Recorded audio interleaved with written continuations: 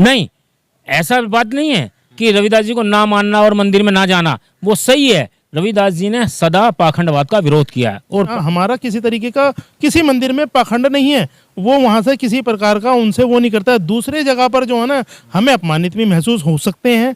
हम अपने मंदिरों में बुलाने का हमारा यही है कि यहाँ पर हम अपनी एकता का परिचय दें।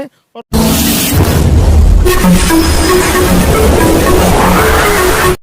एम नफीस रशीद, आप देख रहे हैं भारत न्यूज़ 247। कहा जाता है हमारा भारत देश गुरुओं का देश है, और जब गुरुओं का नाम आता है तो गुरु रविदास को नहीं भूल सकते हैं। इसीलिए 646वीं रविदास जयंती यानी कि आ रही है 19 नवंबर को, और इसकी तैयारी लगभग पूरी हो चुकी है।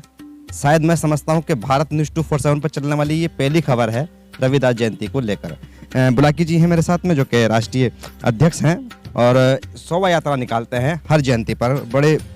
बड़े प्रसिद्ध जयंतियाँ रही हैं, हमने कई बार देखा भी है। सर, जानना यही था कि जो जयंती की तैयारियां हो रही हैं 19 नवंबर की तैयारी आप कर रहे हैं, सर मेरा सवाल पहला यही है कि कितने लोग हैं आप इस समय कमेटी के अंदर, क्योंकि इसमें थोड़ा बदलाव होता रहता है, मैंने सुना है। हाँ, इस समय हमारी वर्तमान कमेटी में 41 लोग हमारी कार्यकारिणी के हैं और एक इसके अंदर 2 अभिरक्षक हैं, तो इस हिसाब से हमारे 43 लोग इस कमेटी में हैं जो कंटिन्यू लगातार 2 वर्ष के लिए रहते हैं। प्रेस कॉन्फ्रेंस में तो इससे पहले चली चुकी है, सब जान ही चुके हैं, पर फिर भी मेरा थोड़ी बातें जाननी है।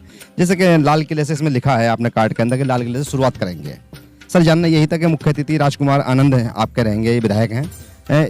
इनके साथ साथ जो कार्यक्रम है वो क्या मुख्य कार्यक्रम है क्या?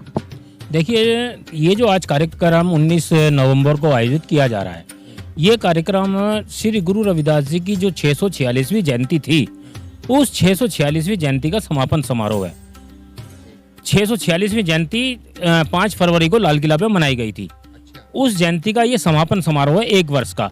इस समापन समारोह में जो शोभा यात्रा में शामिल होते लोग हैं, उन लोगों को पूरा का पूरा हम पुरस्कार से सम्मानित करते हैं। उनको कोई ना कोई पुरस्कार राशि, उनको कोई ना कोई स्मृति चिन्ह और कुछ ऐसी वस्तुएं जो सामाजिक काम में आने वाली वस्तुएं, वो हम उनको प्रदान करते हैं। और एक स्मारिका प्रत्येक वर्ष हम निकालते हैं जिसका पूरा लेखा जोखा स्मारिका में होता है और गुरु रविदास जी का जीवन दर्शन उसके अंदर प्रकाशित किया जाता है। उसका भी हम विमोचन करने जा रहे हैं। और यानी 19 नवंबर को गुरु रविदास जी की 646वीं जयंती का समापन होने के बाद, उसके बाद से हम गुरु रविदास जी की आगामी जो 647वीं जयंती आएगी, जो 24 फरवरी 2024 को मनाई जाएगी, उसकी हम तैयारी में जुट जाएंगे।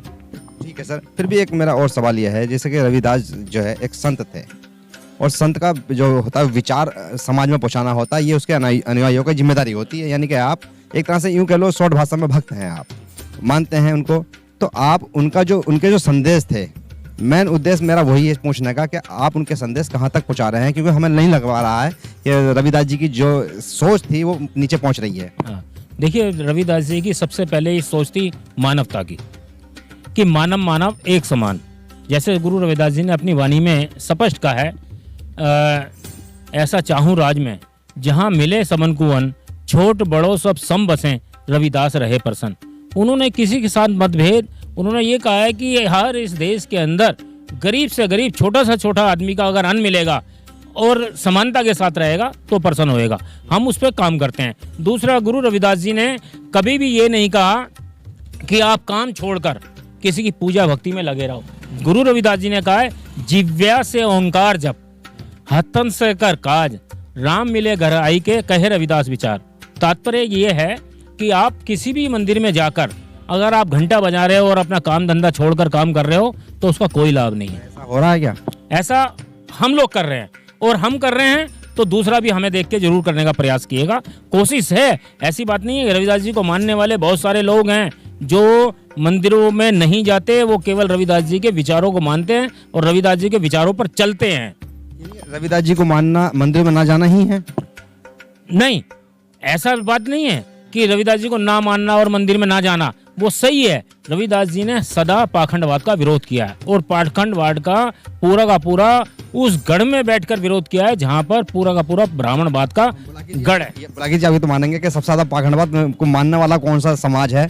जो खुद रविदास जी का समाज है। देखिए, ऐसा नहीं कह सकते कि रविदास जी को मानने वाला समाज पाखंडवाद को मानता है। जिन लोगों को ज्ञान हो गया, जिन लोगों को समझ आ गई, आप देख लीजिए, नहीं मानते। मेरी उम्र आज 60 साल हो गई है, मैं आज तक किसी मंदिर में नहीं गया, हिंदू के किसी मंदिर में नहीं जाता। इस बात को कहाँ तक पहुँचाई आपने? मैंने जो अभी आपको पीसी में बताया कि हम लोगों को ये जोड़ने का प्रयास कर रहे हैं, जो हजारों साल की परंपराएं हैं, रूढ़िवादी परंपराएं हैं, उसको तोड़ने में समय लगता है। मेरे से पहले जो प्रधान रहे उन्होंने ऐसा प्रयास नहीं किया। मैंने इस प्रयास को जोड़ा है कि जो हमारी माताएं हैं, बहनें हैं, बुजुर्ग हैं, बच्चे हैं, युवा हैं, उनको गुरु रविदास जी के स्थानों की यात्रा करा के उनको ये दिखाना कि वो भगवान नहीं है जिनके पास तुम नकली जा रहे हो। ये हमारे जो हमारे जीवन में सुधार लाने वाले, जीवन को बदलने वाले, ये हमारे भगवान है, उनको छोड़िए, इनके पास जाइए। ये हम कर रहे हैं, परिवर्तन हो रहा है, आस्ते आस्ते हो रहा है। बुलागी जी, सवाल यही आता है कि अगर मंदिर को पाखंडवाद बताएंगे तो कहीं ना कहीं लड़ाई भी हो जाएगी। जो गुरु रविदास जी के जो हमारे दिल्ली में मंदिर हैं, वहाँ पर आप जहाँ का देखोगे वहाँ पाखंडवाद नहीं है। ये गुरु रविदास जी के जो मंदिर अपने समाज के लिए, ये सिर्फ इसलिए हैं कि हम आपस में एक दूसरे से मिल सकें, हमारा समाज संगठित हो सके। वहाँ पर हमारा किसी तरीके का किसी मंदिर में पाखंड नहीं है, वो वहाँ से किसी प्रकार का उनसे वो नहीं करता। दूसरे जगह पर जो है ना, हमें अपमानित भी महसूस हो सकते हैं। हम अपने मंदिरों में बुलाने का हमारा यही है कि यहाँ पर हम अपनी एकता का परिचय दें, और वहाँ पर गुरु रविदास मंदिरों में शायद आपको पाखंड नहीं मिलेगा। नहीं मिलेगा, चलिए ठीक है, पर फिर भी आप बुलाना किसको चाहते हैं? रविदास मंदिर में किसको बुलाना चाहते हैं? ये संत किसी एक समाज के नहीं होते, ना किसी एक जाति के होते। कौन नहीं रहे हैं? कौन नहीं आ रहे हैं? नहीं, यहाँ पर सभी आते हैं। संख्या कम जरूर हो सकती है, हमारे कार्यक्रम में भी संख्या औरों की कम हो सकती है, मगर आते सभी हैं। ये सवाल बन रहा है कि पाखंड का जो शब्द आ रहा है, पाखंडवाद में जा कौन समाज रहा है?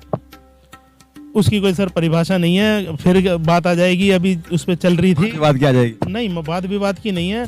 महिलाओं की संख्या ज्यादा है, चाहे वो किसी भी जाति से हैं, किसी भी धर्म से हैं। संविधान की है जरूरत पड़ रही है।